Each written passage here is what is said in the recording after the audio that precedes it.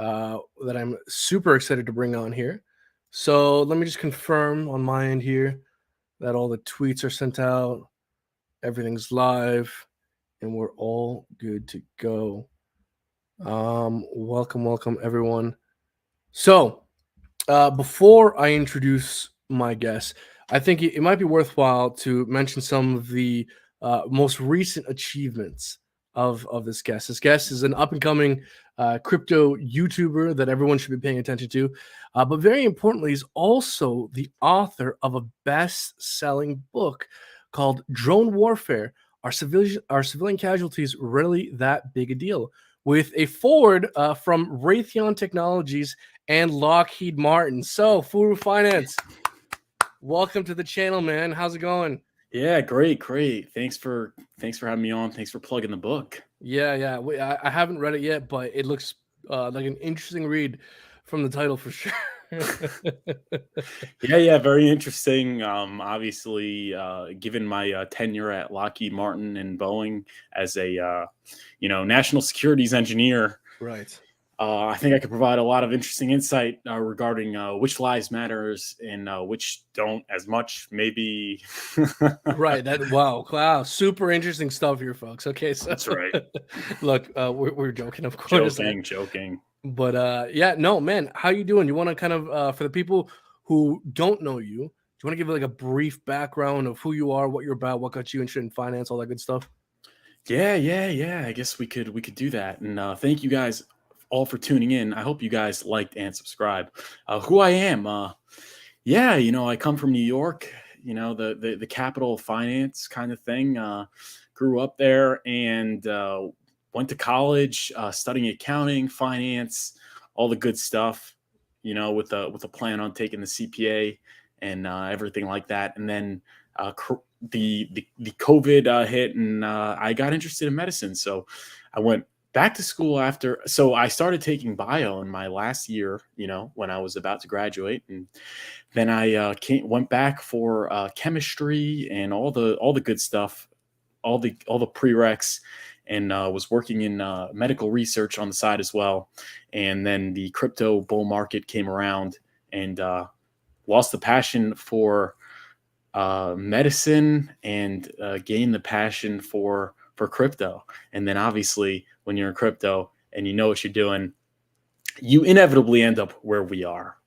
That's just how it works if you could stick around long enough, because this is the center. This is like, I guess maybe not where everyone sees, but where it's sort of like the fringe of the crypto spectrum. And Right. The fringe may not be where everyone is, but that is where much of the alpha is. And we're in the middle of it, even though it feels like maybe, we're at the center of crypto being where we are. But, from the outside, it's not really that yet, but we're getting there. It's funny, isn't it? Like crypto in and of itself is a fringe market, but within this market, we in kind of the RH community are even a more fringe subset. Because to us, man, we focus on this stuff all the time. We're following this constantly. But I think people within our community sometimes forget that we're the weirdos. Like everyone else is following like Bitcoin, like, oh, what's the newest like cool second layer scaling solution, which is interesting. And I think it's like interesting technology and stuff. But I think we forget that this niche is very much so a niche, and hopefully that'll change. But we'll delve into some of this good stuff. But I want to hover on something you mentioned, which is you kind of got interested in crypto during the bull run. Did you ever mess around with stocks, with like real estate, any of that, or was it really crypto that got you interested in investing? Stocks, like very, very, no, not really. Yeah. I mean, very, very minimal. Crypto started with XRP. Was it XRP that got you in? Like, Yeah, what hooked you? It's the onboarding juggernaut. I'm a big fan of XRP. Yeah. Most people that get into crypto start with XRP. So I guess they do a very good thing. So it started with XRP in the first bull run, buying sort of the top, and then, the crash and all those kinds of things, and really being involved, but not really involved like I am now, not really as familiar with the technology and things like that. So that started really happening in the second bull market. That's when I started really getting involved. And yeah, so that was that. Yeah. What's your perspective on either on this market? Meaning, are you an investor? Are you a trader? Do you swing trade? What's your approach to this market? Are you a long-term hodler? How do you think about approaching this market? Yeah, you gotta be a long-term hodler. Everyone is a trader to some extent. You have times where you're buying and you have times where you're selling, but definitely not high frequency, very, very low frequency, and a long time horizon. And by long time horizon, up to 15 years. So that's really what I am. I think that's the only way to win it. No Bybit link? No Bybit link. Oh. All right. Okay. So what got you starting a YouTube channel? Like, there's some risk with putting yourself out there. What got you interested in YouTube and the channel? Well, it would not have happened if I weren't here, because I probably wouldn't have been so interested. So while I was working in the medical field, I was obviously in Hex. I was staked. I was watching all the shows. I was watching A Million or the Moon. I was watching Wake Up Hex on the Discourse Syndicate. I was watching everyone. And obviously I was very into it because I knew that I was part of the next big thing. So there were a lot of things that I had and wanted to talk about. And I was even considering doing it during my time at the job, but I can never find time. And then obviously I lost the job. So I got on the unemployment, and unemployment, you obviously have this period of time where you could try new things out. And I'm like, what better time to do this? If I would just go straight into another job, I would never be able to do this again. So I kind of just jumped into it. I was, and then, I was still getting pressure to look for a job. So I was still in the job searching thing. It's actually an interesting story. And given my background, pretty solid background, because, got good grades in school in accounting, finance, and obviously had some background in the workforce in the medical field doing clinical trials. So I had an interview in one of these big financial institutions, let's just say, doing portfolio management, and it went very, very well. And I could have worked there, but at the time I started the channel already. I was at 800 subs, and I figured it was a huge grind, a lot of hard work, but it was a lot of fun. And I'm like, if I get to monetize this, and monetize this ethically, obviously, not shilling affiliate links for leverage trading or taking pay for play for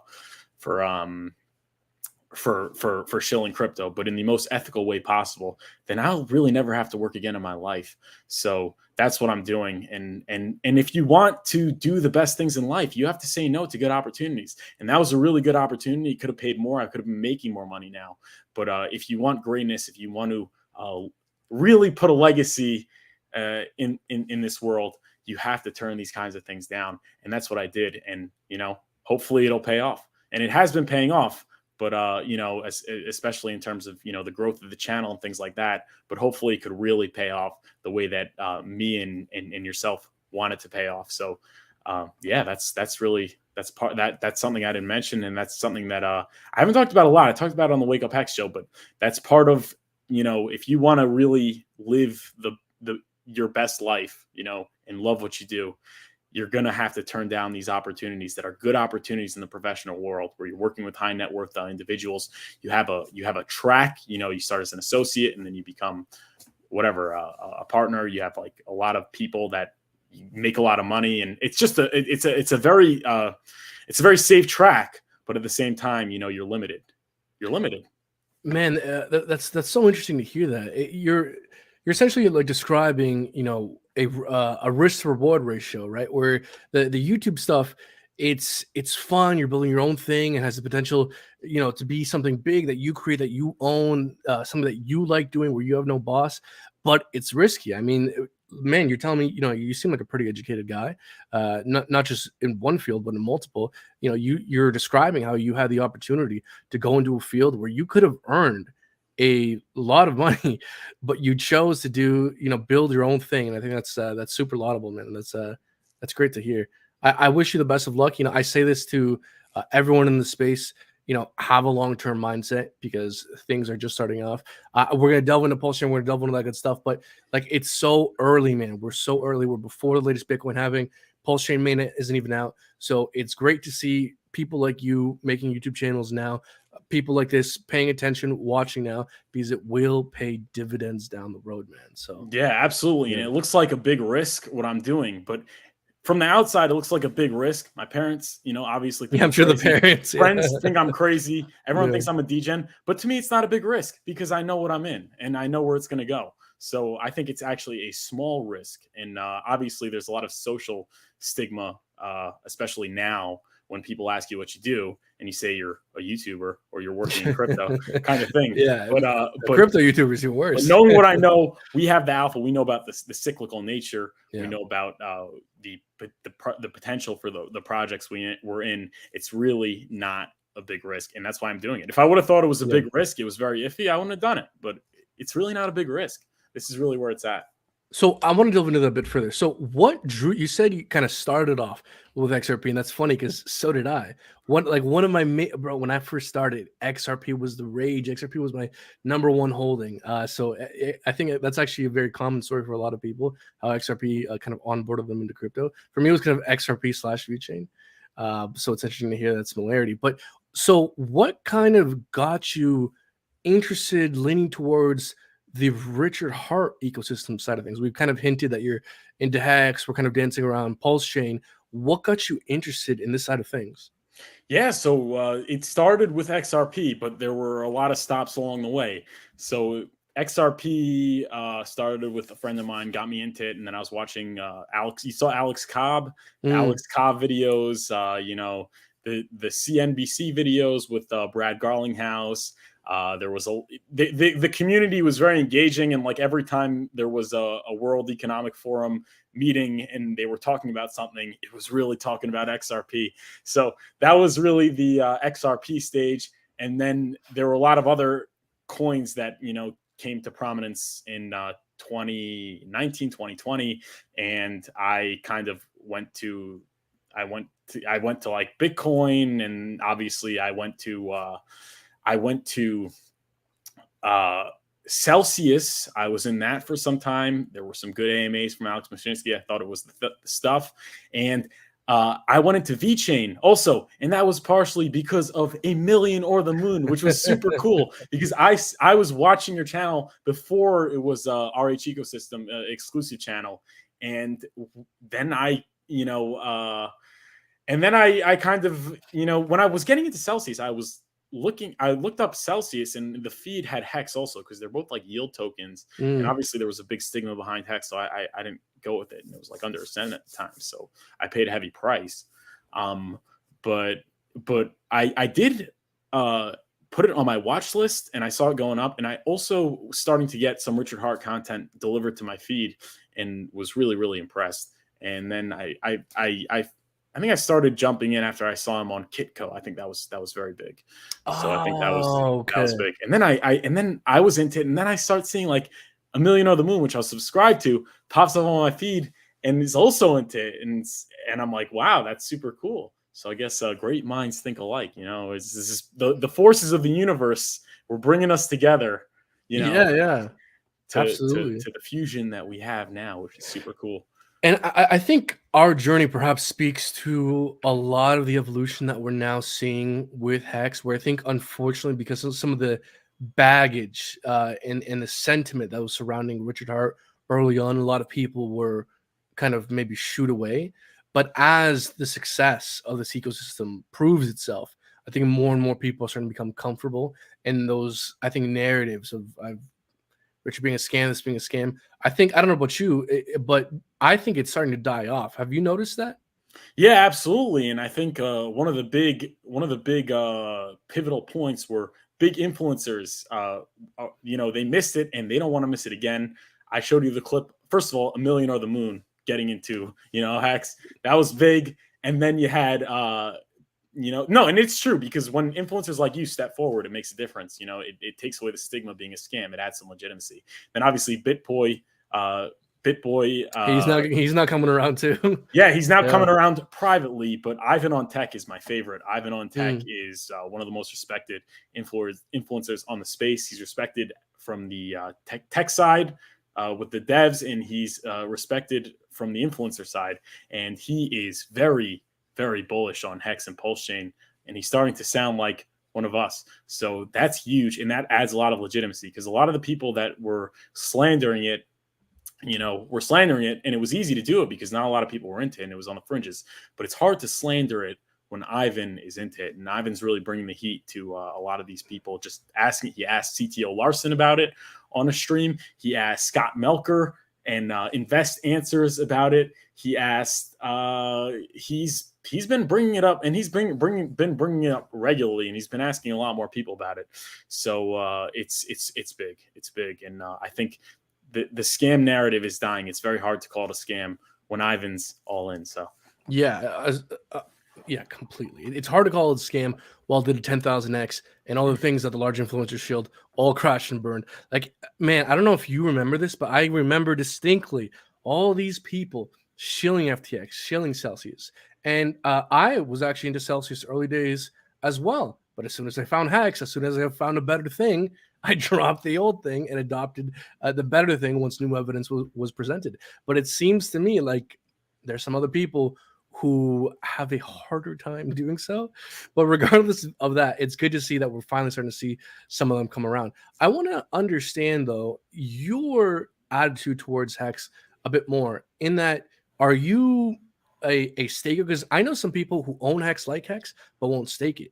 Like, how do you view Hex stake? Are you a 555 kind of guy, Quattro Cinco stakes, everything out 15 years? Do you believe in a Hex ladder? Do you think having some liquid, having some stake? How do you approach the Hex ecosystem? Yeah, I'm a big fan of the staking. I think the staking, not only does it earn yield, but we heard the drill. It saves yourself from yourself. Yeah. So I'm really a fan of being all staked, and that's what I was doing. But now I'm not as staked as I really want to be, because I'm waiting to buy Pulse Chain. So in principle, I'm a huge fan of the staking. You cannot achieve life-changing wealth in crypto. It's extremely, extremely difficult if you're not staked. And that's why I talked about Bitcoin. There was no Bitcoin flex. There was no, after 2 years, it did like an 8,000x, but you didn't see this community of seemingly ordinary people that just, were having sudden wealth syndrome and touring the world and driving these expensive cars and, crying about how Richard Hart changed their life so quickly. You didn't have that in Bitcoin because everyone sold the 4 or 5x, or sold the correction, just because if you want to get even deeper into it, it's like if you're in crypto to level up your life, right, to change your life, when you get like a 10x, you're thinking of all of the things that you could have better if you just sell, right? If you just sell. So like you could have nicer clothing, you could have a nicer house, you could have nicer vacations, all those things. And you're going to sell the 10, 20x and miss out on the 1,000x. The only people that really get those multiples are people that are already rich, right? Because when you're rich and you are sitting on 100 or 1,000 or 10,000x, what are you going to sell for? You're going to sell so you can get a better vacation, a better plane, better car. You're not, those things you already have. There's no need to. So I think the only way to really check that and to really ensure, financial freedom through cryptocurrency is the staking. Right. Yeah. And I think the staking feature is extremely noob friendly in that it's a strategy that works for the most amount of people. Like, very few people have a confident understanding of the market cycle. Even fewer can accurately time it. So to have this strategy of just long-term buy and hold, plus while being rewarded for doing so, I think is the strategy that helps the most amount of people, which is one reason why I'm so bullish on Hex. Now, since we're kind of hovering on the topic, this is something I'd like to ask all my guests, even though you might not have a definitive answer. I want to ask it anyways. Can you give us a next cycle all-time high Hex price prediction? We want guarantees, exact number.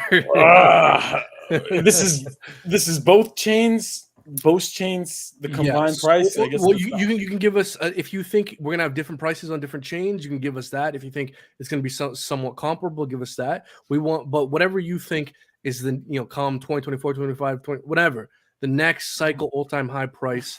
I think your EHEX and PX together could be over $10. Really? I think so. Why not? Right. Everyone hold them to that. And if $9.50, make sure you go to Furu.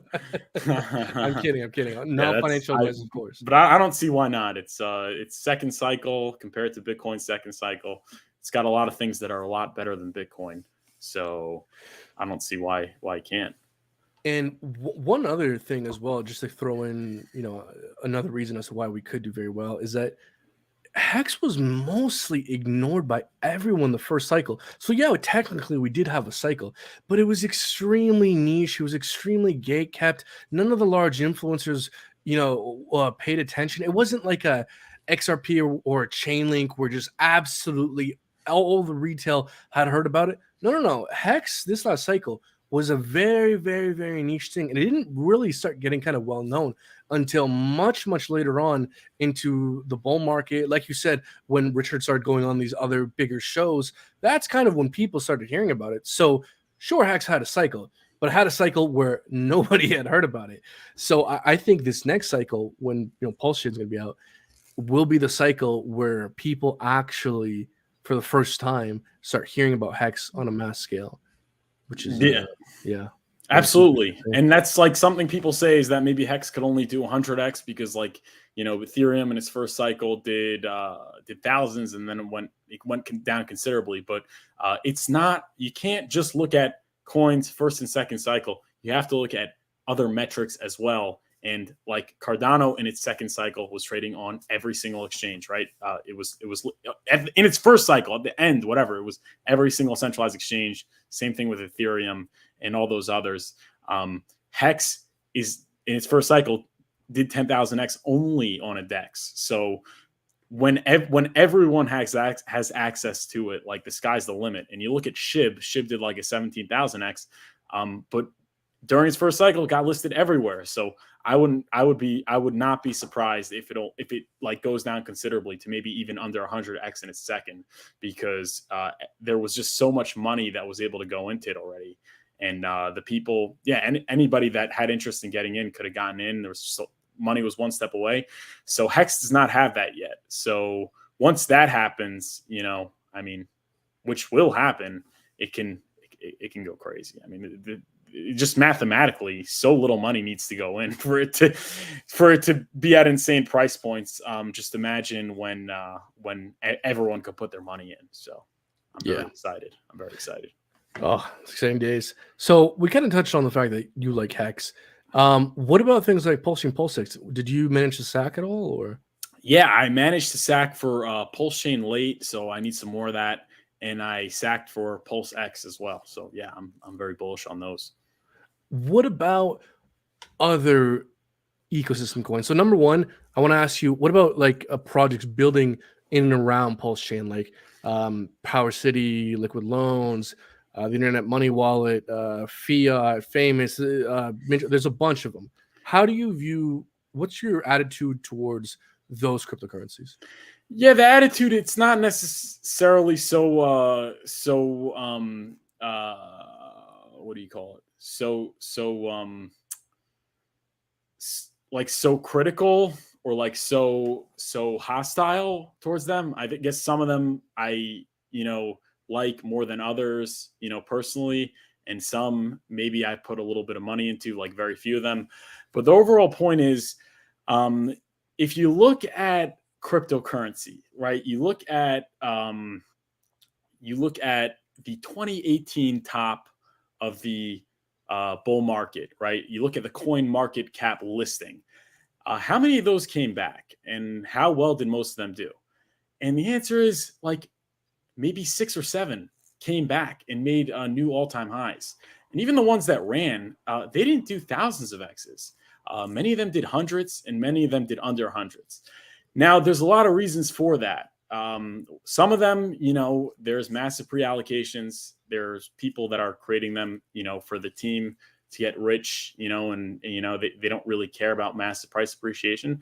Some of them just had trouble garnering attention from from the masses. You're competing with tons of coins.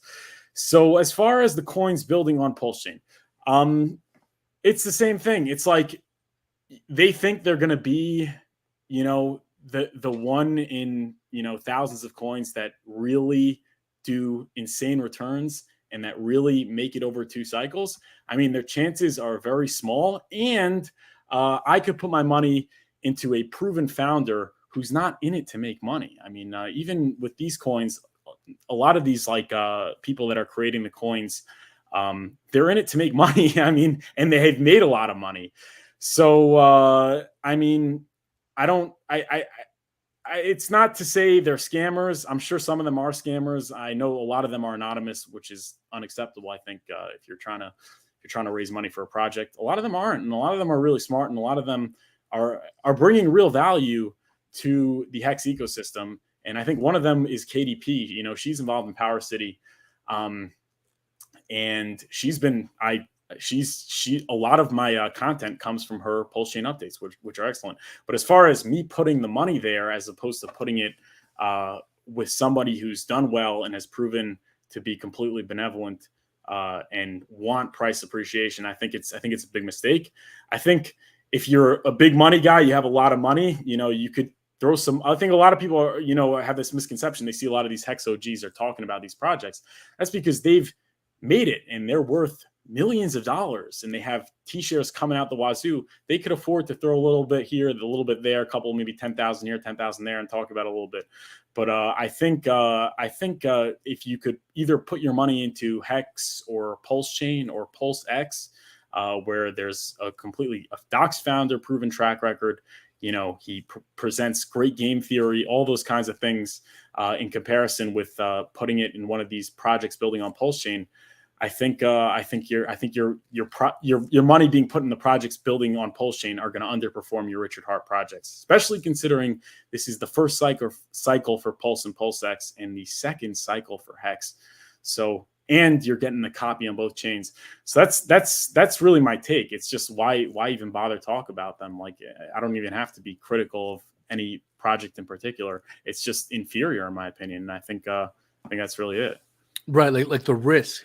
So if I can attempt to maybe summarize a bit of what you're saying here, and again, you jump in and correct me where I'm getting things wrong, but you seem to be saying why look at these newer, more unproven concepts when we have a more, I don't want to say, I don't want to put words in your mouth, but we have a more for sure thing here that's likely to do very well. So so what's the point of even, increasing your risk appetite when there's enough meat on the bone over here? Exactly.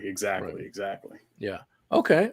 So, but what about non-rich? Because I'm just trying to get a better sense of how you view investing. Obviously, you like the Richard Hart ecosystem. Is there anything outside the Richard Hart ecosystem you still like? Do you appreciate oracles? Is there another layer 1 smart contract blockchain you like? Is there anything outside the ecosystem? So a lot of them I really like, but they have problems. Like Uniswap has is amazing, but on the other hand, you have venture capital in ahead of you, and it's kind of they have a 4-year unlock schedule, and I cover this on my thing. So I love Uniswap. I think that it's one of the most revolutionary technologies that blockchain has brought us, right?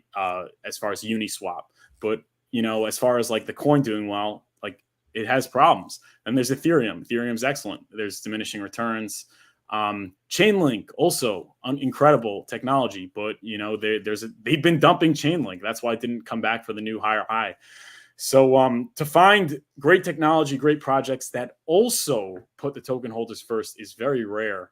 And you found that with SHIB, and I missed it. So I'm not really gonna get into it now. I think it's too late. I think it's listed on every exchange. I think there is gains to be had, but I think the opportunity is really in Hex, Pulse Chain, and Pulse X. And I'm not an RH maxi, for the sake of being a maxi. I think there will come a time where I will say that, if you want these massive thousands of X gains you're going to have to look elsewhere. Maybe I'll even give tokens. But I think anyone looking elsewhere right now is just being very foolish, because you could, and a lot of people are dumping their, I've talked about, they're dumping their hex for Zen when Zen's pumping.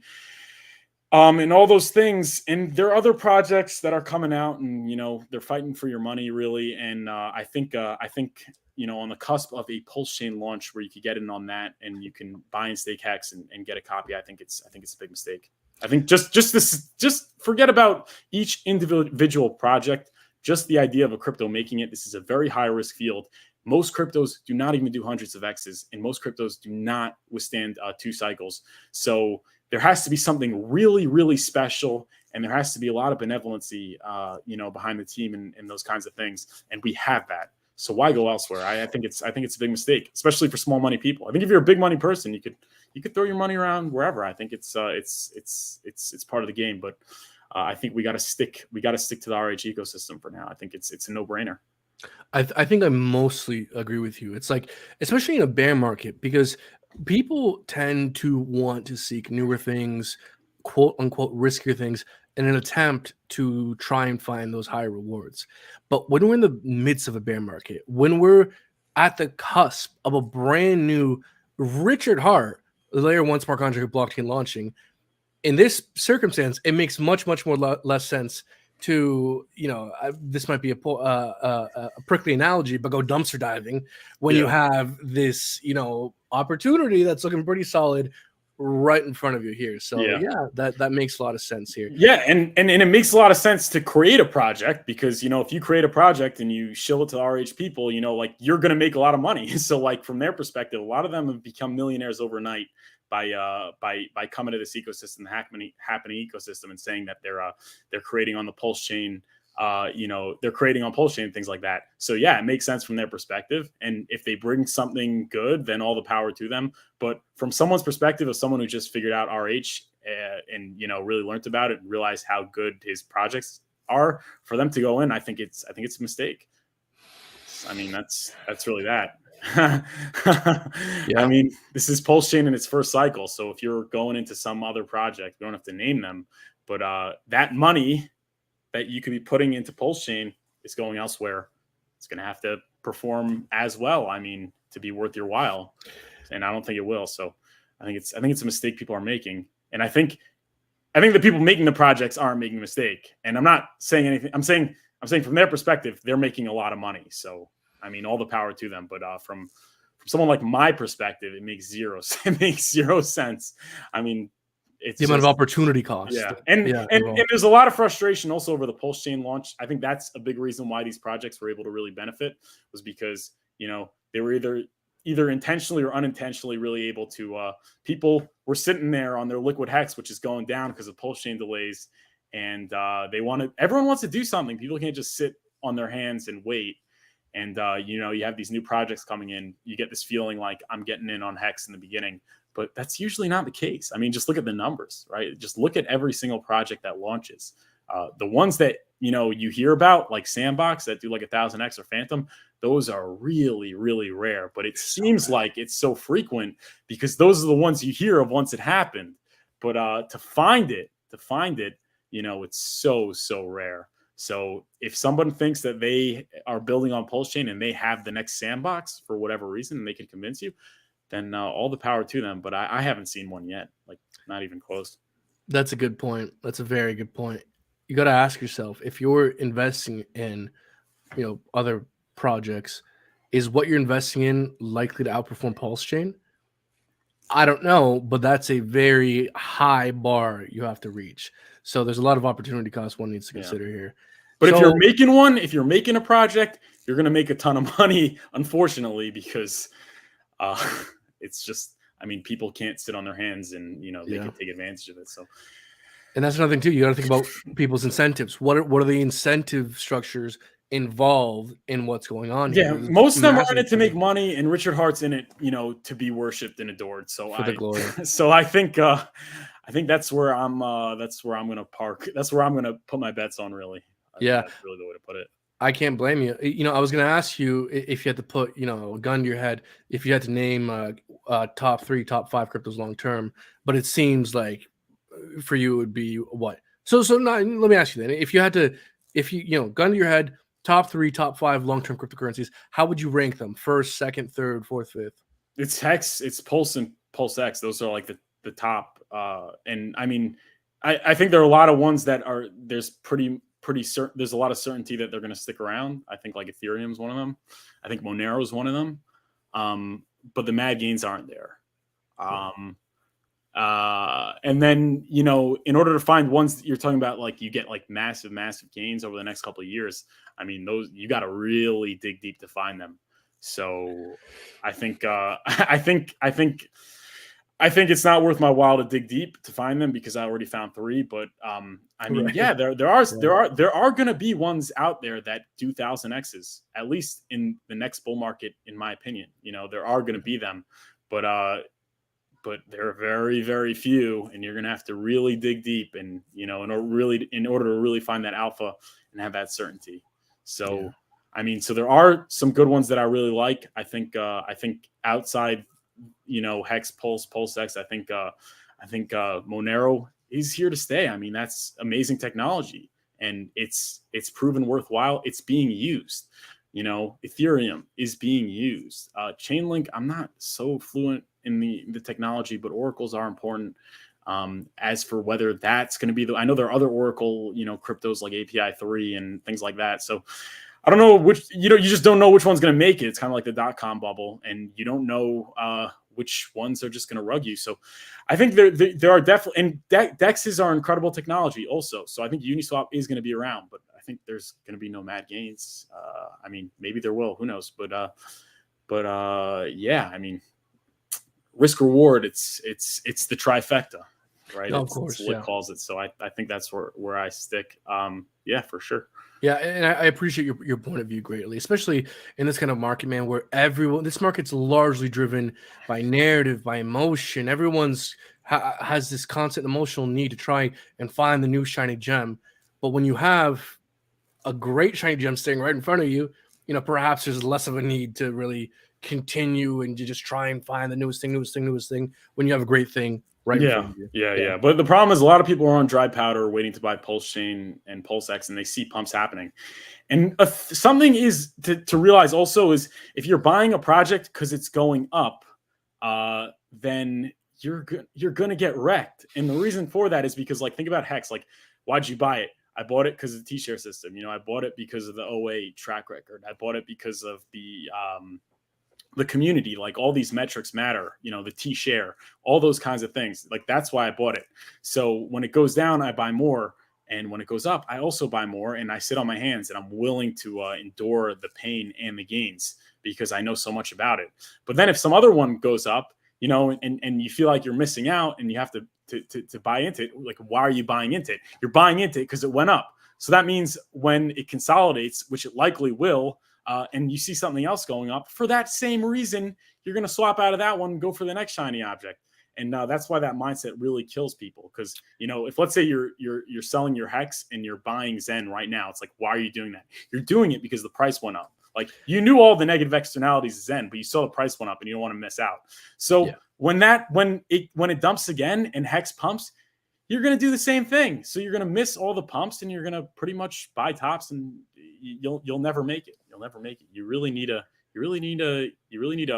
even if, like, you dumped it for a different coin, let's say, and that coin did amazing, does it 10,000x, like, you're not going to get that 10,000x because along the way, there's always consolidation points.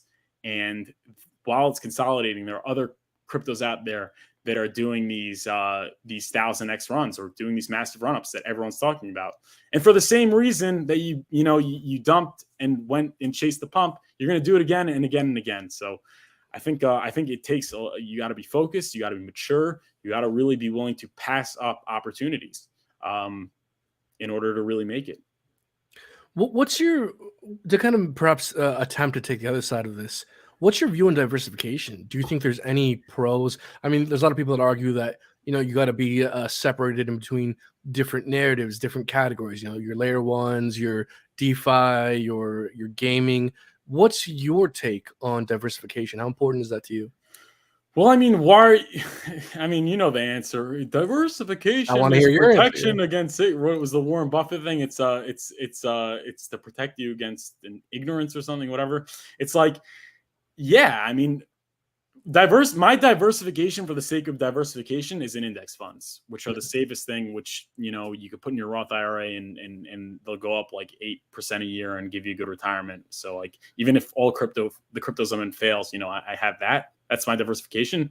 As far as diversification in crypto, I mean it's stupid. Like, so I want to diversify into AI. I mean, if there's an AI coin that I'm really bullish on and I know a lot about, then I'd be happy to diversify into it. But I haven't found one yet, and I don't feel the need to really look hard, and it's just a waste of time because I'm in something so good. But I mean, I wouldn't diversify for the sake of diversifying. I would diversify if there's an opportunity that comes, But I think it's hard for me to imagine an opportunity better than what we're in over the short term. I think, and if there's a good reason, I'd be happy to. I'm not a purist.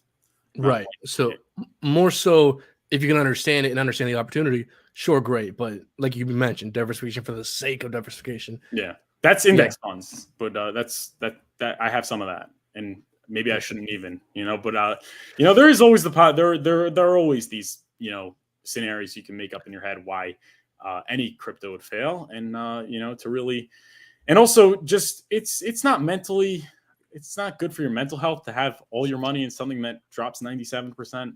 So I think for part of being in indexes, I think it gives you the ability to to have that peace that right. you could stomach the volatility knowing that you're taken care of in that. But I'm saying, like, when crypto drops, everything drops at once, and they all drop really, really hard. So, diversifying in crypto, it's not going to protect you against the volatility of the market. I mean, that's a great point.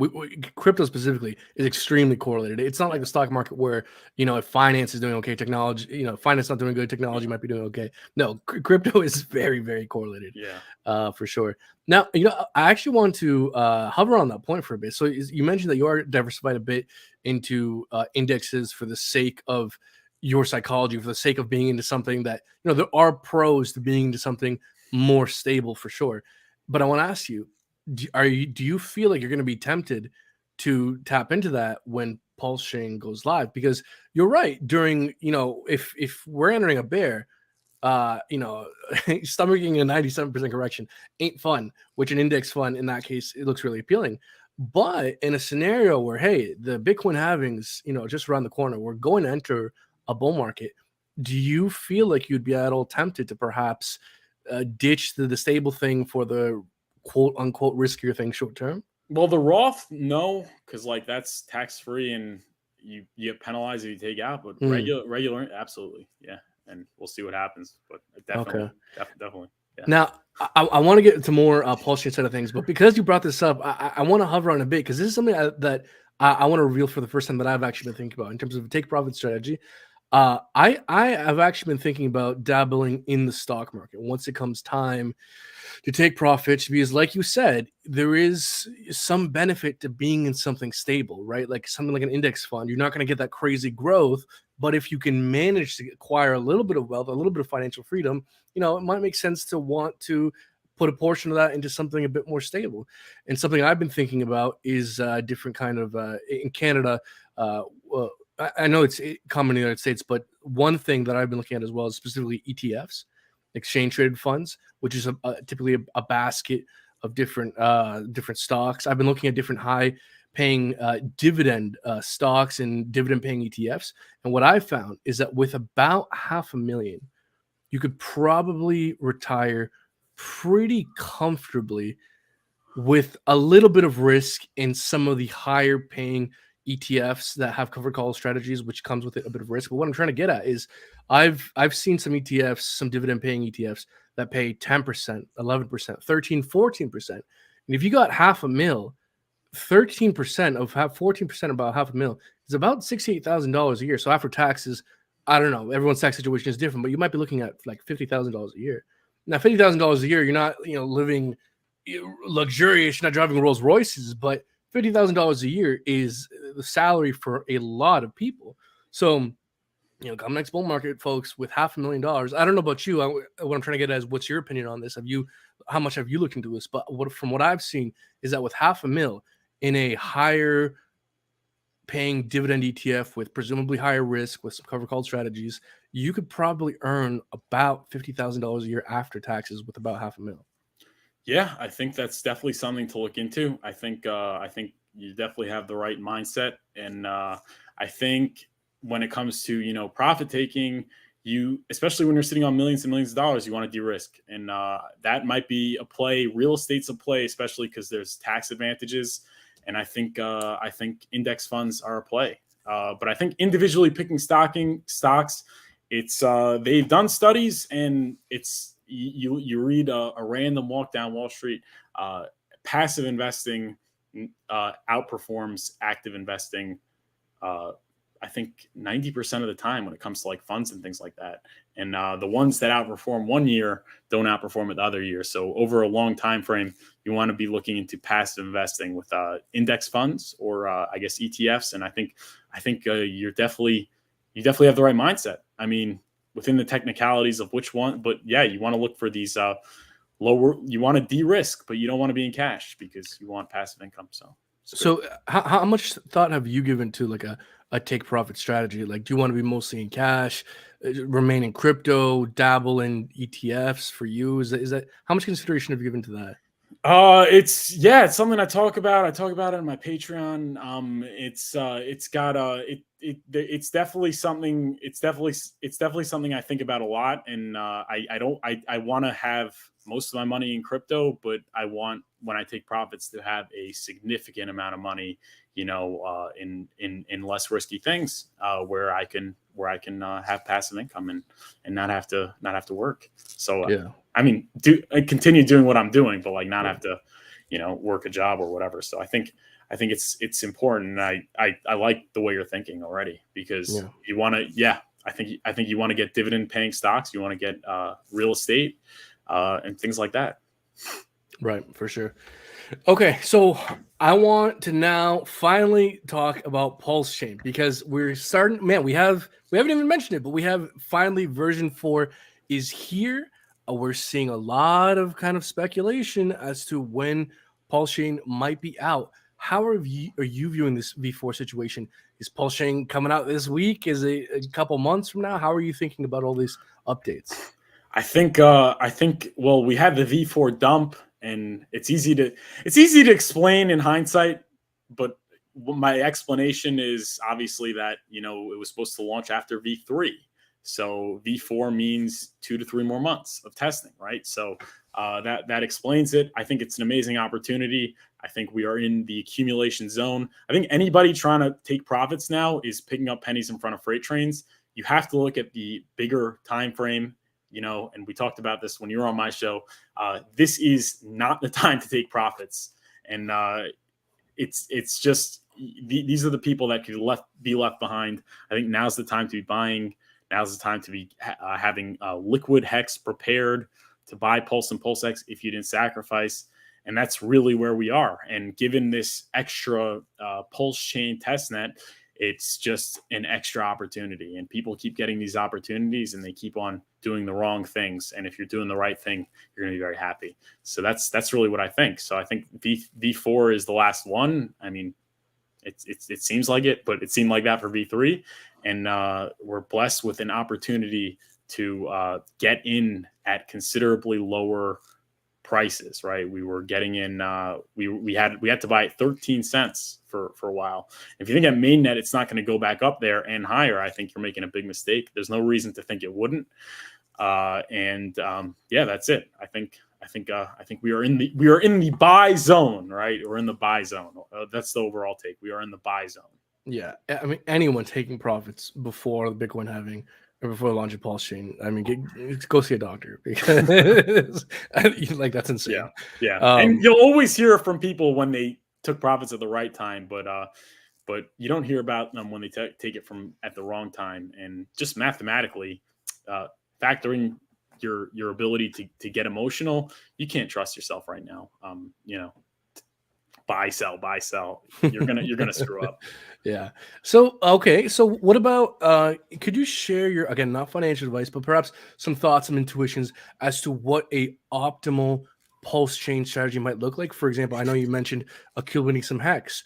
Does it make sense to maybe go more towards hex, some stable coins, a mixture? And then when pulse chain launches, what's your kind of pre-bridge, post-bridge thoughts? Can you share some thoughts as to, your whole take as towards, a strategy towards pulse chain mainnet?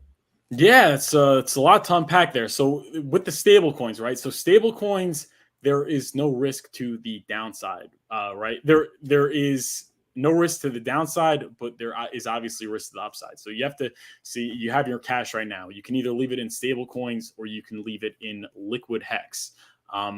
Now between now and the pulse chain launch, is your hex going to be worth more or less? And I'm saying your hex on Ethereum plus your hex on pulse chain, right? Than what it's worth now. And I think more. So I say it's advantageous to be in liquid hex as opposed to USDC or another stable coin, because there is risk to the upside holding stable coins. I think you're going to have more buying power because you're going to have a higher US dollar value on your hex when Pulse Chain launches. So I think I'm definitely more heavy in hex, right? To buy Pulse and PulseX in comparison with stable coins. Also, the liquidity provided for hex, the hex and Pulse pair, and the hex and Pulse X pair is going to be a lot. There's going to be a lot more liquidity. You're not going to be facing slippage, and probably your copy is going to have a lot more, buying power for Pulse and PulseX. So I think it's a no-brainer holding liquid hex. As far as that, I guess if you're short hex, between now and launch, then hold USDC. And then once Pulse Chain launches, you are going to be able to sell your trade your P hex for Pulse or Pulse X, and you're going to be able to then trade your E hex for Pulse or Pulse X, right? So that's the thing to do. Now, should you do it all at once, or should you dollar cost average? This is what I talk about with a lot of people that work with me one-on-one. So, it's going to depend on the ratios. It's a lot of people are all or nothing too frequently. You can't be all or nothing, folks, right? So you have to, some of it you want to get exposure to on day one, and some of it you want to DCA. And I think that depends on the ratios. I think if you're getting, so what are the data points we have to know what are good ratios or what aren't? We don't have good data, but we have data, and that data is really the price of EHEX and the sacrifice rate for Pulse and PulseX, right? So if you divide, let's say you divide the price of EHEX right now, which is at 6 cents, by like 0.0001. Then you get something like maybe 500-600 to 1. I don't know what exactly is. So if you get 500-600 to 1, you should probably go heavy on day one, right? But in terms of hex to PLS, you're saying? Yeah, I think you should. If you could get 600 PLS for one hex, I would consider going like 50-60% in on day one. Why? That's amazing. I think that sounds incredible. I think 300 is also acceptable because you have to consider there being a price appreciation, right, of Pulse from sacrifice. So let's say it doubles, or let's say you get 200. I think 100 is even acceptable. But I think if it's like 100 or less, you would want to maybe go in 10 to 20% on day one in the DCA. So I think it's a complex thing. Everyone's different. It depends on what coins you're more bullish on, and it depends on the risk you want to take. But I think that's a basic idea. That's my basic framework that I work from. If the ratios are good, meaning you're getting in the hundreds, to mid hundreds to thousands, you could go all in on day one. I think that's not that there's nothing to be ashamed in that. But if the ratios are bad, you would want to go in less. So you want to maybe go in like 10 to 20%. But still, you want exposure. You want exposure for your mental health. And you don't know. They might seem bad, and they might seem bad, but only get worse. So even if it's 100, 150 to 1 and you don't like it, it might go to 50 to 1. Who knows? So I think you need to. It depends on each person individually. This is what I do in my one-on-ones and things like that. But it depends on each person individually what they want, and which coins they valued more, and which sacrifice they get into, and the risk they want to incur. But that's the overall framework I think that people should have within their approach to ratio trading. I don't know, what do you think? I think that's a great point. I think what you're essentially saying is let the market tell you what to do, in the sense that the better a deal you can get, like you're just describing. If you have so right now at the time of recording or whatever, you have a current ratio on the test net of 1 hex gets you 48 pulse chain. But the greater that ratio gets, if you get a 1 to 100, a 1 to 300, the more that ratio, the more extreme that ratio gets, gradually the more and more it makes sense to take advantage of that ratio. I think that makes a lot of sense. Now, for the people who want to learn more about some of the services you provide, you want to just give a quick shout out as to, I can even share a screen. I have your website pulled up here, but do you want to give a quick shout out, quick breakdown of some of what you do with helping people out? Oh yeah, thanks, man. I appreciate that. Yeah, so I have a Patreon, right? So that's 20 or 30 a month. You get weekly meetings with me. You get DMs, I think, in the 30 a month. It's very, very cheap. And you get a lot of value, and you get to ask me questions during the meetings, and there's courses. So we have courses. We started from Bitcoin. And even though Bitcoin, I'm not so bullish on it as an investment, it is the cornerstone to understanding blockchain technology and crypto, and therefore being a good investor. So we started at Bitcoin. We worked our way to Ethereum, DeFi, decentralized exchanges, then getting into Hex, Pulse Chain, PulseX, and we just do them. Me and the patrons, we do it like every week, every other week as well. I want to maybe even do 2 courses this week. So we're going to work our way into, taking profits and, looking into crypto. So all that good stuff is in the Patreon. And also I do one-on-ones, if people want to do a more personalized, I guess, more personal session, where we could delve into your personal situation. Even though I'm not a financial advisor, not financial advice, I do that on the web. You could book that on the website as well. So that's really my business right now. I would like to make a course. I'm working on that, but it's not really out there, like a course that just goes through not only like lectures, but also like tutorials, walking you through everything. So like, I want to kind of just be a one-stop shop where you don't have to go elsewhere, really. I mean, it's always good to have different sources of information, and I would never say to only look at my course and things like that. You can look at other courses, and you can look at other, content on the web. But I would want someone to be able to use my products and in a short period of time, be completely fluent in blockchain technology and be able to use all protocols and things like that. And that's really the goal, and we're working on that right now. So that's really what I'm doing. Yeah, and I'm proud to say I've been doing everything in terms of my monetization the ethical way, never taking money to shill projects, although I've been offered many times. Never encouraging leverage trading, all those things. So the business is very within the principles of the ecosystem we're in, and it will continue to be that way. And if I can't make it profitable and not worthwhile, then I'll get a job. I'd rather do that than sort of use my my following as a means for me to make money by like shilling things that are scams and things like that. So yeah, that's really, I'm very proud of that, and hopefully we could grow it.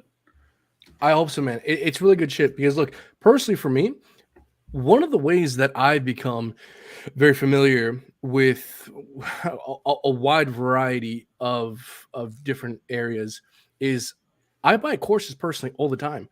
One of the things that one of the ways in which I became competent in technical analysis is because I purchased a course. Right? I've purchased courses for a bunch of stuff. I purchased a course to learn what it's like to start an investment fund, a hedge fund, plenty of technical analysis courses.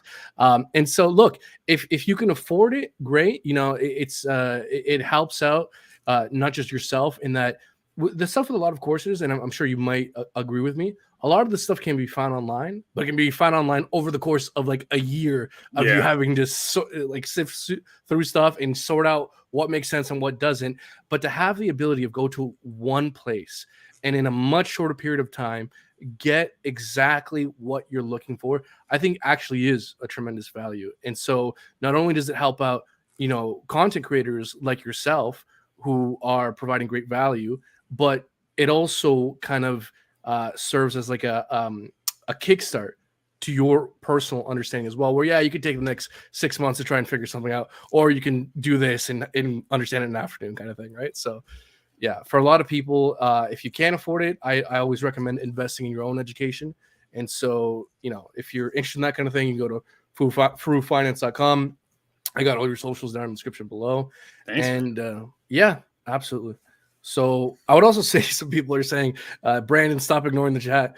My bad, guys. If you have any questions, please, we'll get to them soon. I just had some questions kind of ready beforehand that I kind of wanted to get through. So I see Bufo on the beat. Shout out to Bufo. Man, this guy, I remember he's one of the OGs back from like the early days of Million of the Moon. So it's great to see you, Bufo.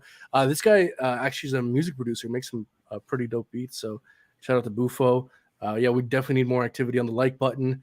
I bet Furu has some alpha about the globe model Earth. Oh, are you a flat earther? Well, it looks kind of round to me. I don't know. Yeah. So, guys, look, if you got any questions, let us know in the comments. I see Tin Top saying, I'm starting at a 50x for my SAC value. If you want them, you got to pay. I mean, no rush to sell, still accumulating. Do you think we will launch at any kind of premium over, let's say, the average SAC rate? Or do you think it'll be pretty comparable to launch? I think there's going to be a premium, but I think people really lose their minds when it comes to like what the premium is going to be. I mean, because like we're in the center of the whatever. We are like in the core of like this ecosystem, and like talking to you and talking to other people, it seems like no one's taking profits outside of 40-50x, but a lot of people, it's not about, it's about like the liquidity pools, whatever, against the USDC. A lot of people that sacked and have a lot of money have the power to take profits and really hurt the price. And a lot of people are not as hardcore as we are. They get in on all these kinds of things. So I think they'd be very happy, especially in a bear market with a 5-6x. So it's hard for me to imagine it launching at a 20-15x from SAC. And if it does, it's hard for me to imagine it staying there. So, I mean, just mathematically. So I think it's going to launch at a premium, but I think people that miss the SAC are going to be able to get a very good rate and have very good returns. Right. Yeah. And I think I would tend to agree with you that if we launch at like a 20x, you best believe people are taking profits for sure. It's going to be a big red candle down. Yeah. And here's another cool thing. So people miss the sacrifice and they feel like they can't get in at that rate. But even if it launches above the SAC rate, if you think about it, if you buy Hex like now, or you bought it at the 3 cent, whatever, and it launches at 4x the Hex price of where you bought it, you could be getting below the SAC rate, right? Let's say it launches at 3x the SAC, and the cash that you put into Hex to buy Pulse, 4x's before the launch, you could be ahead of the curve. That's another great thing about accumulating Hex now. Does that make sense what I'm saying? It's like if you buy Hex at 2 cents and mainnet launches at 20 cents, let's say, you're at a 10x. So if Pulse Chain launches at 5x the SAC, you get 2x at your cost basis is 2x is half that of the SAC people that got into the sacrifice. So it's a little more complicated than people think. And I think the opportunity of getting in below the SAC rate is very possible. You think so? Really? I'm saying it just mathematically. I got some Hex at 1.8, for the Pulse Chain launch, right? That Hex is now 3x what it was, so that's 3x the buying power. So that cash, right? Essentially, if Pulse Chain launches at a 2x, right, and I'm up a 3x, effectively I got in below the SAC rate. Right. That's a very, very interesting point. So you're essentially saying that due to you buying a dip and there being, a little bit of price appreciation in anticipation for mainnet launch, that price appreciation essentially acts as like a leverage position, gives you multiples on your original value, that therefore that kind of, you got that extra value to put in into Pulse X when it first launches. Yeah, so that extra value that could cancel out the premium. Yeah, exactly. Right. The premium. So effectively you could, it's a very, very, very possible to get in below the SAC rate, like get a better rate, for your cost basis than people that got in during the SAC. And no one really thought of that. So that is an interesting thought. But as far as like it launching, I think it's going to launch at a premium, but not a 10x premium. I think that's a little crazy. If it launches at 10x, it won't be long lasted for sure. Yeah. Because guys, there's people who sacked $1 million, $5 million. If you sacked $1 million, you get a 5x, $5 million. That's quite a lot, significant for a lot of people. Yeah, and then you take $1 million profit. There's not. Yeah, what do you think is going to happen with liquidity? And then other people are going to get scared that it's dumping, and they're going to dump also. So it's like that, and also there's the 2x bonus multiplier for the whales. So like their 10x your 10x is their 20x or whatever. So it's right.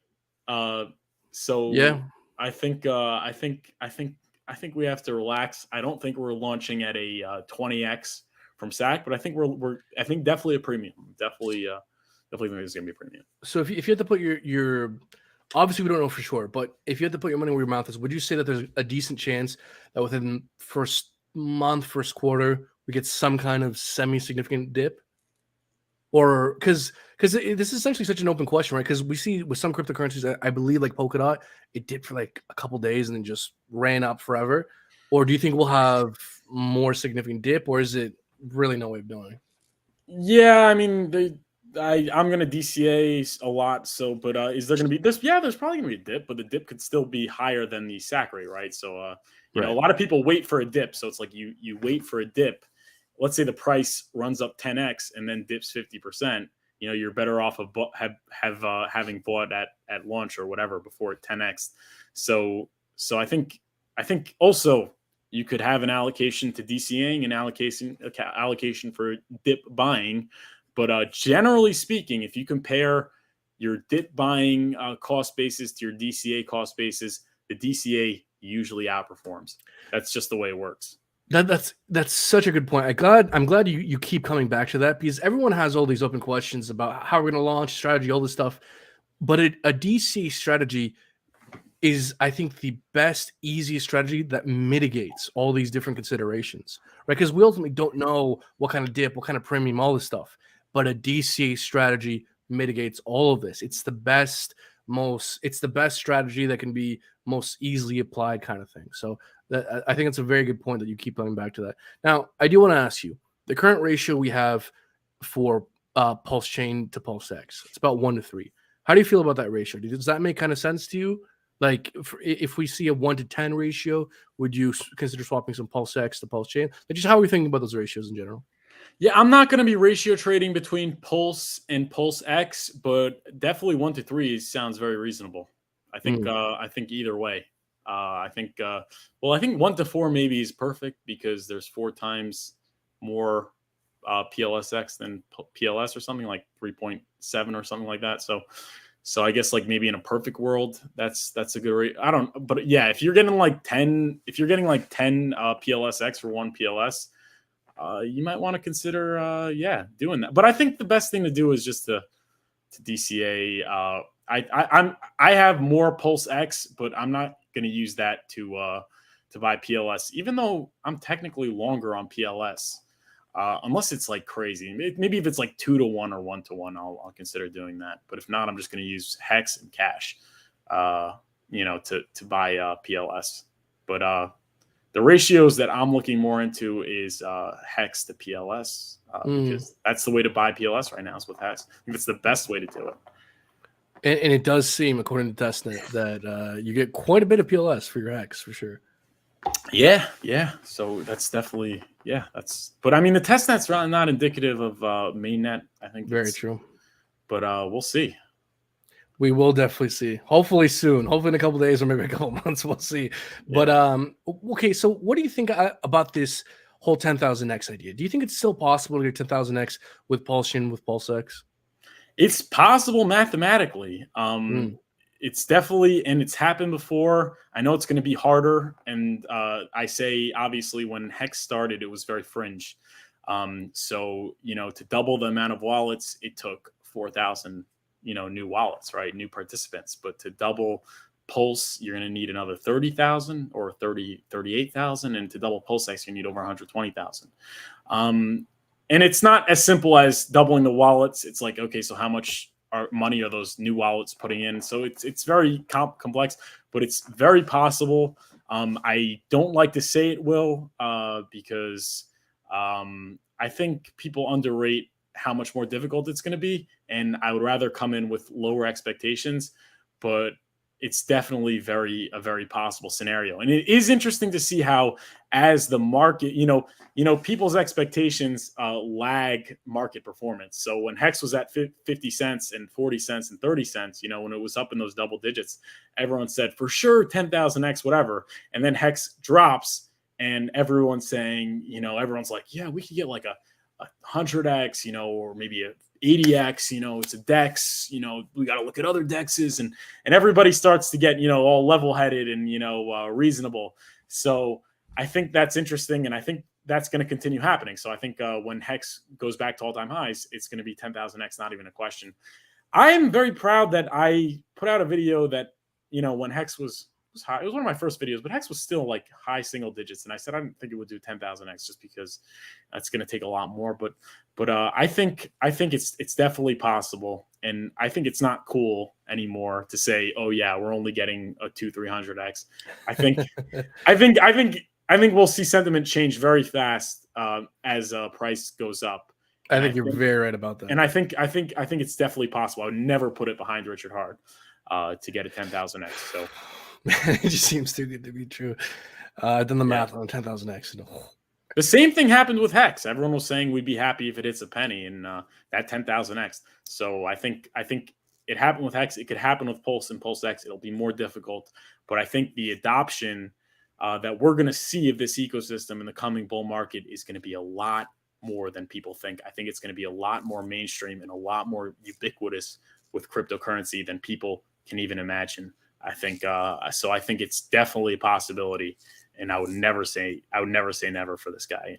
He's been too good. That's a really good point. Number one, he proved it. He did it once with a 10,000x, and he's saying, "Hey guys, I'm trying to do this again." Right. So I think that definitely deserves a lot of credit. And then number two, to your point, which is Pulse Chain and PulseX, I think is much more easily digestible than Hex. It's much more easily understood. I mean, Pulse Chain, faster, cheaper version of Ethereum. Everyone gets that. You try to describe Hex, T-shares, you got to buy like a course to like really have a very, very good understanding.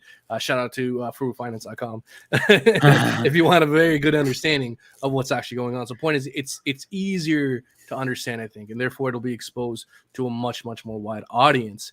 And so you're right. The whole situation surrounding Pulse Chain is a wildly different situation with Hex. I think it will address a much larger market than what Hex did, just because I think the sentiment against the ecosystem is diminishing, and I think it's getting far more positive, and I think a lot of the large influencers are getting involved, and so there's definitely a shot. But to kind of perhaps build on some of what we're touching upon here, which is really what's important, I think, is a take profit strategy. How do you think about a take profit strategy? Do you use timing analysis? Are you waiting for a price? At what point do you take out, your initial investment? Do you just believe in just staking forever, living off interest? How do you think about a take profit strategy for this ecosystem? Well, I'm very in line with the way you think, and I think you put it amazingly on my channel. You guys could watch the clip, like the most important thing in crypto. I forget what the title was, but the only real, you cannot take profits based on prices and multiples. Prices can disappoint you a lot more than you're expecting, and they can also exceed your expectations by far more than you think it could. So it's so pie in the sky. You have to look at the halving schedule, right? which is what you brilliantly broke down. That is the only data point that we have, and it's held up strongly as for when it's good to accumulate and when it's good to take profits. And I think I think my theory was that I think we're still in the 4-year cycle. I mean, we're clearly still in it, but just because it has been going according to it doesn't mean it will continue to. And I think the longer it's been tracking it, the more likely it is to break. But I think if you have an accumulation area around where the bottom should be, that's what you had, you've done very well, and you'll continue to do well. And I think if you can take profits, if you could DCA out, maybe starting a little bit before the scheduled top, right, 15 to 17 months after the halving, I think if you can form some sort of DCA of profit taking, I think you want to be. I still want to have most of my money in crypto, meaning I'll take between 10 and 30% profits. But I won't. But I think I'll spread that out, over a couple of months, around, before and after where the top is scheduled to be. So that's really, I think, what you have to do. And I think a big reason why so many people missed it, including myself and yourself, is because they got in during the bull market. And it's hard. You're not in the profits of the people that got in during the bear market. But if you get in now, I think it'll be a lot easier to take profits at that point. And even if you miss it, you're still going to be up considerably, after a 50% crash, after a 70, 80% crash. You'll still be up a lot. And I think you'll be in good shape. But I think looking in terms of multiples, in terms of taking I hate the I just want to sell, my initial investment and then let the rest ride. I think that's very silly. Because if you're so bullish on your investment and you think it's going to do thousands of X's, why would you sell? Let's say you sell the 25% of your bag off the initial investment. You're gonna diminish 25% of I mean that could be, you could be looking at hundreds of thousands and millions of dollars when the price goes to 1,000X's. So I think that's a very silly way to look at it. And then what are you going to do with that money? You're going to hold it in cash? Like, cash is trash. What are you going to do? You're going to put into to the next shiny object, which you have no idea whether or not it'll do well. So I think that's silly. I think you have to be looking at the cycles and you have to plan accordingly. I think it was Hexologist who I think is famous for buying a pizza for 70,000 hex, and 70,000 hex at today's prices is a couple thousand. I mean, it's definitely not nothing for sure.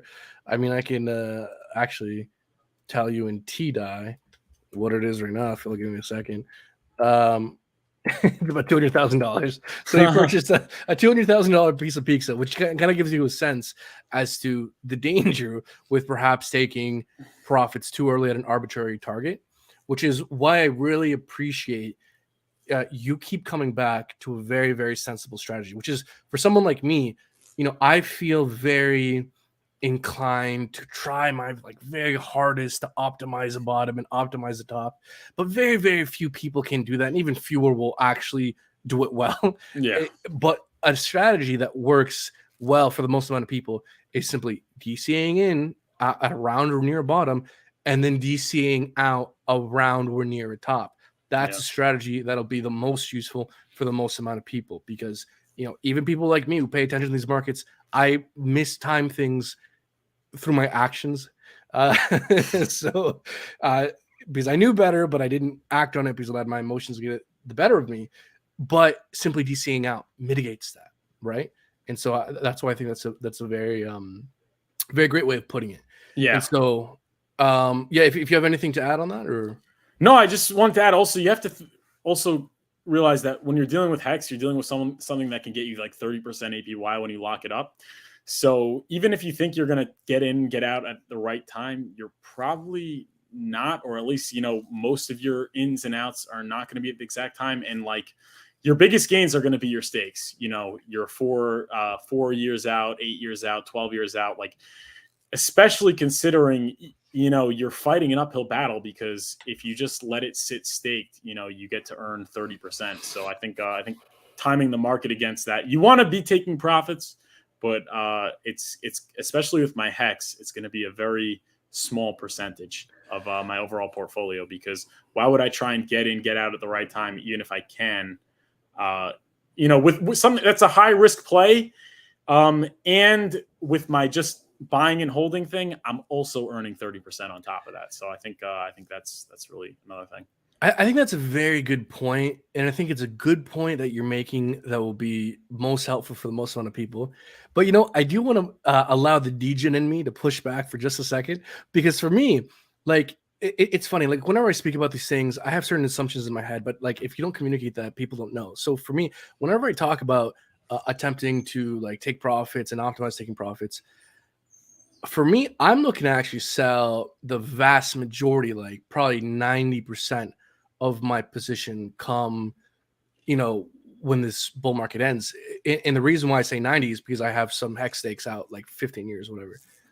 And the reason why I'm doing that is not because I want to go into fiat or stables or like index funds. I'll do a minority of my position in that, but it's because I want to be able to rebuy the bottom with a bunch of stables, with a bunch of dry powder come next cycle. So that's kind of a higher risk move for me. How interested are you in doing something like that? Is it kind of too high risk for you, unnecessary? It's way too high risk, because Yeah. you're looking at the halving schedule, and I think we might have one more cycle. This might be the last one. Maybe there's one more after that.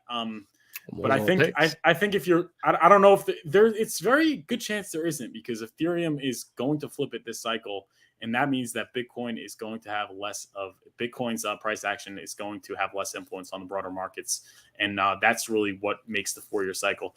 So I mean, it's you could do that, and maybe you'll do better, but most people don't. And you could also buy and hold for 10 years or 5 years and earn 30%, and you will do well. You're in the right thing.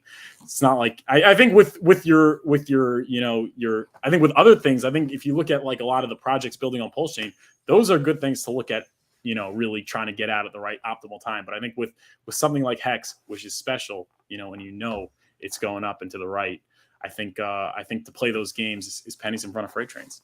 So I think think about Bitcoin. Would you have done better if you were buying top, selling the bottom of Bitcoin, or just buying and holding? Probably buying and holding, especially because we look back at the 4-year cycle and saying it all makes sense. But before we had that data, we didn't know if it would or wouldn't. So good chance of just getting screwed. And just because we have that data doesn't mean we're going to continue to have that data. So the best thing to have done with Bitcoin was to buy it and forget about it. And I think Hex is the same thing. Such a reasonable answer. I don't know. I mean, it's very reasonable. Yeah. I think there's definitely, I don't know. You're mostly not staked. You're mostly liquid. So for my Hex, at this point, because I've been accumulating so much over the last couple months, I don't know. I would say I'm mostly liquid now, probably. Okay. Yeah. Listen, I mean, it's fine. I think that's the good thing. Even if you get screwed with your trying to time tops and bottoms, you still have those stakes, and they'll take care of you. So I think that's why I tell a lot of people that even if they want to time it, it's important to have those stakes. But I don't know. I mean, I there's like so many. There's some people that I talk to, and like they say like, okay, so Hex is going to dump at launch, and I'm going to sell before that, and I'm going to buy back, and I just keep on telling them that it's not that simple, and it usually doesn't work out like that. But like some people just have to do it themselves and learn. I mean, that's what I have to do, and I think that's what a lot of people have to do. But I think even if you want to do that, that's fine. But it's important to have stakes, and you have stakes, so that's great. So yeah. That's the thing. Yeah, and look, it is ultimately an unnecessary piece of risk. I wouldn't recommend it for most people. It's just for me, who has a higher risk tolerance, and I fucking do this all the time, and I'll probably be doing it full time when the bull's here. I don't know, whatever. For me, I would agree that the advice, not financial, the wisdom you're giving is like the most useful for most amount of people. But just for me, who has a higher risk tolerance, yeah, no, listen, I'm doing some of what you're doing. I'm just doing it with less. So I mean, it's up to everyone. I mean, we all you teach their own. Yeah. But I think the stakes are going to outperform. I guess we could just see how it plays out. But my call is that the stakes are going to outperform the liquid, especially considering you get you get on top of that 30%. Absolutely. Compounding. So Yeah. like in a couple of years, you're gonna be earning more than that. So Yeah, but for example, like just to again, I don't want to hover too much on this point, but just to allow the degen to make his case. If you can get several multiples on your bag, like if you can sell a rough top and accumulate a rough bottom, you can get a 5-10x multiple. Like you can get several multiples on your original bag, and that will outperform all. Yeah, but also so it's 30% a year, let's say, but over 3 years, that's a double. On two chains as well. If you're doing on two chains as well, yeah. So it's like it's especially Hex. I mean, it's Bitcoin, so much risk. It's a lot of risk, but I do think it's a good thing to do with your shitcoins. I think that's even more like Pulse and PulseX. You could be more into taking but I think the Hex it's not a good. It's just a bad one to deal with, considering the yield, considering the T-share rate's always going up. So it goes up also 25% a year. So if you want to stake that after you sell the top and buy the bottom, it's still an uphill battle, because when you stake it right with your bigger bag, you're also getting a worse T-share rate. There's just so many things. There's so many like factors that you're up against. It's going to be, it's hard for me to imagine you're going to outperform it. You might even, get good profits and get a bigger bag, but I mean, you have to look at it next to just buying that and staking it for 5-10 years. It's very hard to imagine that you're timing the market with Hex is going to outperform a buy and stake strategy. But especially pre fork as well. I think you especially have a point. Yeah, so especially a 2x. It's a So I mean, it's I think it's a bad idea, especially with Hex. But I mean, who knows? I mean, we'll see. Okay. Soon. No, I appreciate your perspective. I really do. I think it's more helpful than mine. So, yeah. Okay. So you have been in multiple, bear markets. So I guess you're more experienced. I think if anyone that's doing this in their first year, they got their work cut out. Oh, I wouldn't recommend this for other people. I'm saying like specifically for me, who like understands charts, and I don't know. I have some degree of confidence. But the good news is that you're here now. So even if you even if you miss the top, you're still going to be up considerably. But even if I just get the I don't even have to get the perfect top. No, even if you sell it at a 50% correction, you'll still probably be in hundreds of X profits, in my opinion. Not financial advice, obviously. But the people that get in the bull market, they get arrogant, like they're going to sell the top, and that's not happening because it's not even worthwhile usually. But yeah. I hear you. Okay. No, I really appreciate your perspective. So, I got a couple more questions here. We'll start wrapping up in a little bit here, if you don't mind. If you have I got time. Okay. I saw one fun question here in the chat that I didn't want to bring up here. So Brazology is saying, Brandon B, and this is a question that will go for the two of us. What will both of your first big purchase after you guys get 1,000x? But under 20,000 US dollars. So especially, what are you going to splurge on when you do crazy? I have an answer for this. I want to buy a Rolex Date, a Submariner. That's what I plan on buying when I make my first million. I want to buy a Rolex. So that's my thing. It's about $14,000, I think. So that's my thing. What about you? I think that might be something I get. Yeah. Watch sounds reasonable. And you know what? I've been looking into the Rolex market, and Rolex is typically, not always, but they can do a good job of maintaining their value. A lot of people treat them as an investment as well. Yeah, and shout out to Brazology. Yeah, shout out to Brazology. We got to salute Brazology. Yeah, so this is something I've actually been thinking about, of taking profits hopefully near the top of the bull if I can, by buying a watch like that, and then come the bear, which will be obvious over time, sell the watch. It'll maintain its value. Most of the time, most of these Rolexes maintain their value, and then buy the bottom. Because the issue is with a lot of these people too, especially from last bull cycle, people ended up buying, a $10,000 Rolex that ended up costing $1 million because they took profits too early. Right? So there's a lot of like $1 million Rolexes they bought for 10, 20K, right? So yeah, for sure. Yeah. Okay. Now, I want to ask a bit of a different question whenever I wrap up my streams here, which is, and again, if anyone has any questions in the comments, let us know as we start to wrap up here. But I want to ask you perhaps what might be a little bit more of a personal question, and if feel free to answer this in a way that's easiest for you. What I'm trying to get at is, if you examine your finance journey, and even just your personal life as well, is there any piece of wisdom you could share that you would share to a younger version of yourself, your a son or something, that, if you had to do things all over, if you knew this one thing, you would have been better off? Well, the problem is sometimes you just have to live it. And Yeah. if I would have told myself 2 years ago to do this and not, I wouldn't have listened. So, um, So maybe just learn I'd from your probably just say mistakes. just go for it. It's working Yeah. out well. Hopefully, it seems like on the trajectory to work out well.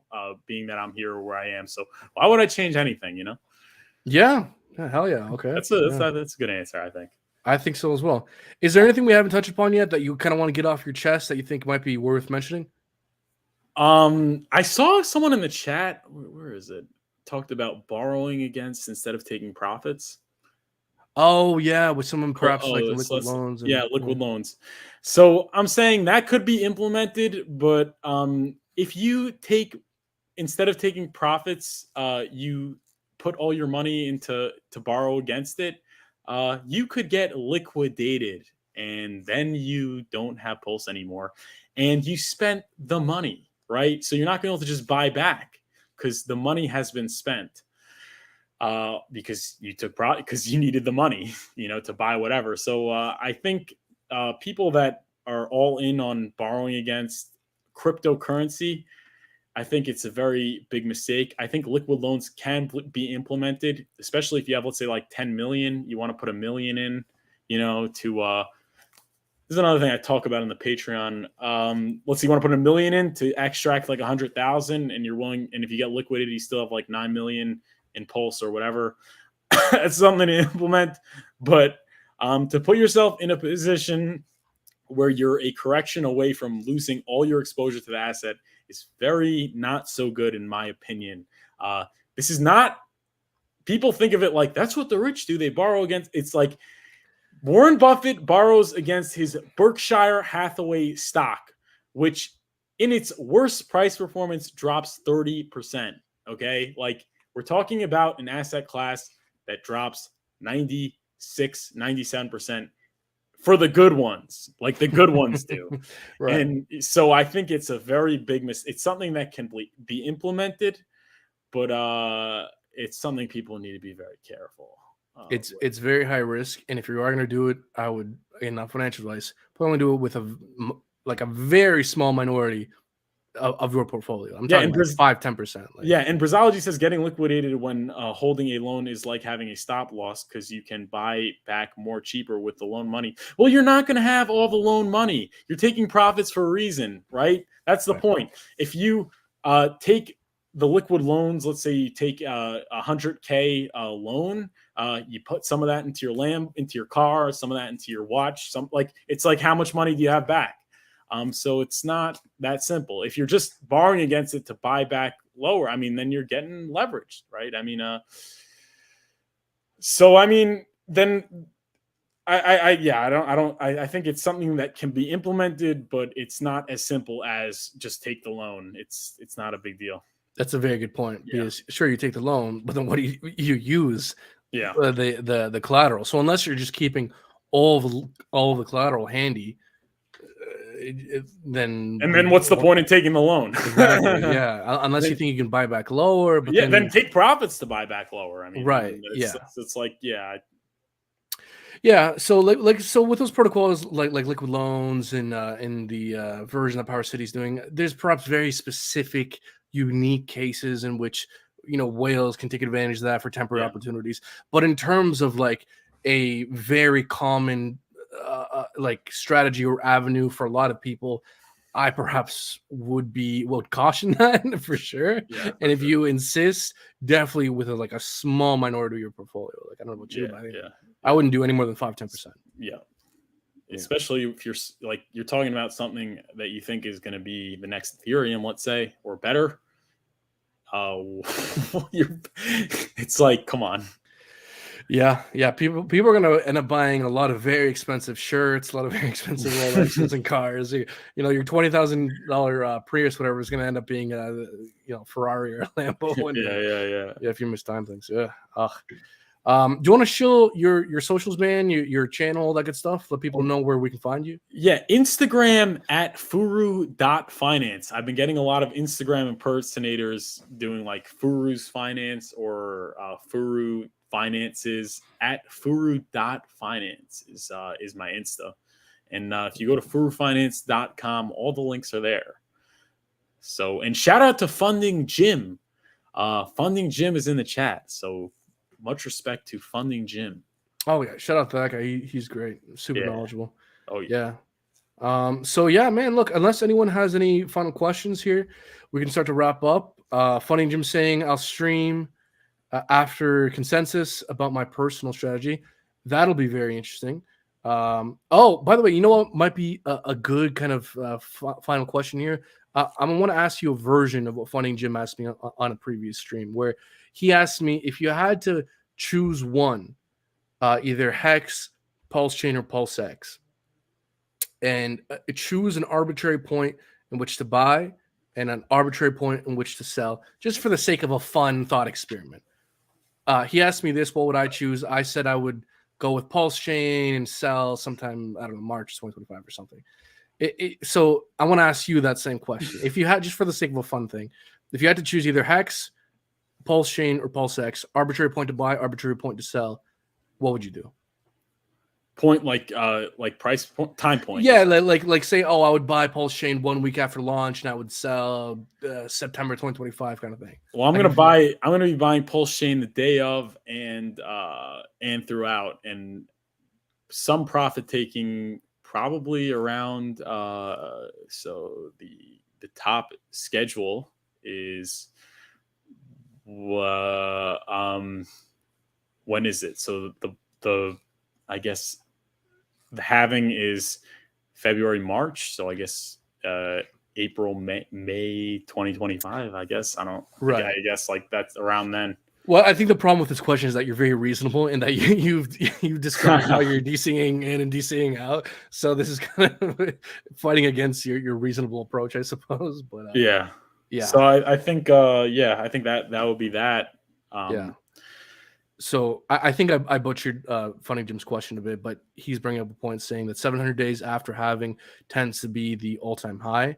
And look, even though we don't know that for sure, all the cycles change, blah, blah, blah, blah, that's probably going to end up being not too distant from what ends up being reality. Like all these cycles are different, but they're not wildly different off by years. It's by a couple of weeks, by a couple of months. So I do think it is reasonable to take into account some of these considerations as to how you definitely have to. You have to. Yeah. Okay, folks. Look, this has been a long stream. I try to keep these up around an hour. I mean, we're closer to 2 hours as it is. So I'm gonna wrap up here. Furu, I want to thank you so much for coming on this channel, man, and sharing some of your insights and sharing all this valuable knowledge. It's extremely important that at this stage we're on the precipice of such a, really once in a lifetime opportunity with Pulse Chain, that we really start to hone in as to what it makes sense to paying attention to and start forming a strategy, because the people who start thinking about this now are going to be in a far more better off position than people who come in FOMO in at the top, a couple of years from now. So really appreciate you coming in, man. Thank you all, everyone, so much for tuning in. Everyone like and subscribe. I'll have the links for all your socials down in the comments below. Any final words? Hit the like button and subscribe to the channel. Some great work by Brandon V. Really, I'm a huge fan. And when you came on my show, I'm like, wow, it makes a lot of sense why you got 35K subs so fast. I appreciate that, man. And I'm sure you're going to kill it too. I hope so. And hearing it from someone who's done it, that definitely gives you some validation because, dude, no, you're good, man. Oh man. And you're in a better off place than I was when I first started. Like I was so much more when I started, like, what's the proper way to describe it? Like so much more amateur hour than your channel when I first started. So given how early it is for you, man, you'll do great. So I hope so. Yeah. Thanks, man. And I guess it's because I started later, but yeah, I'd have been better off if I started earlier, right? And been amateur for a little bit, but we're here and that's what matters. Exactly. All right. I'll leave it there. Everyone, thanks so much. Until next time, take care.